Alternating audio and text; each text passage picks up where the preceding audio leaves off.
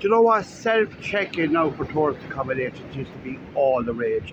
And in the most cases, I don't mind it. Just sometimes after a long day traveling, I'm quite happy not to meet anyone, just get straight into my accommodation.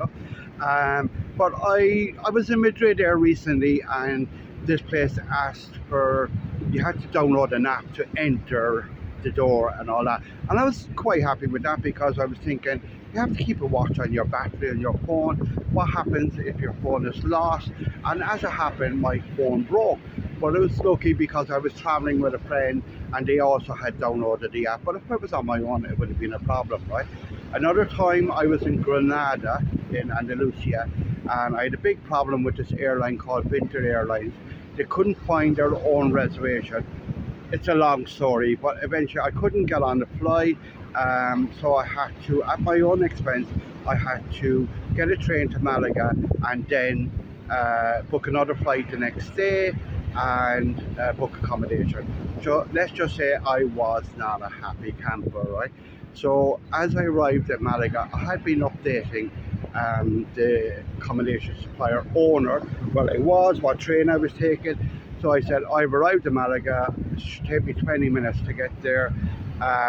So about less than 5 minutes out, right, he sent me a message saying, you have to check in, self-check-in, passport details, all that. Now, I'm on a busy street, right, and it was a bit like James Bond. I was down to 3% of my battery, and I said, you've got to be joking. I'm less than 5 minutes from the apartment. I'm on a busy street, and now you're sending me these details. You've got to be joking. You have to meet me. Now, he did come, and let's say he was not a very happy guy. He had a lot of attitude. And after the day I had, I returned that attitude tenfold, right?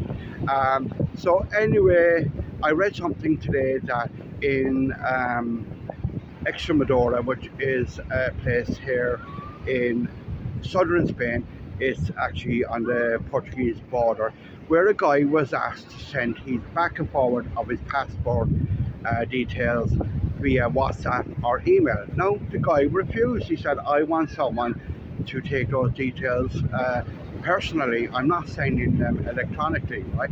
So it was prepaid anyway, and he didn't get in. So what he did is went over to the Guardia Civil, made a complaint, and followed up with a complaint to the Spanish Data Protection Office. Now, the Data Protection Office has now fined that accommodation supplier €2,000 for actually demanding that that person would send that information over electronic means. Let's call it electronic means. Now, I've done that before, and I'll be honest, I don't have a problem with that, but I can understand if some people would, right? So that must be worrying a lot of people now, because like say in big cities like Barcelona, like it's the norm where no one meets you, and it's the norm where they'll ask you for your passport details like on WhatsApp or by email. Now, there's a ruling saying that you don't need to do that, so that's panicking a lot of people, I'm sure, because it's all down to cost.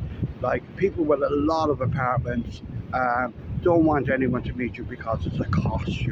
So, can you refuse that information? Well, according to the Spanish Data Protection Office, you can. I'm not advising you to do that, it's up to you. I personally don't have any problem sending that, but maybe you do.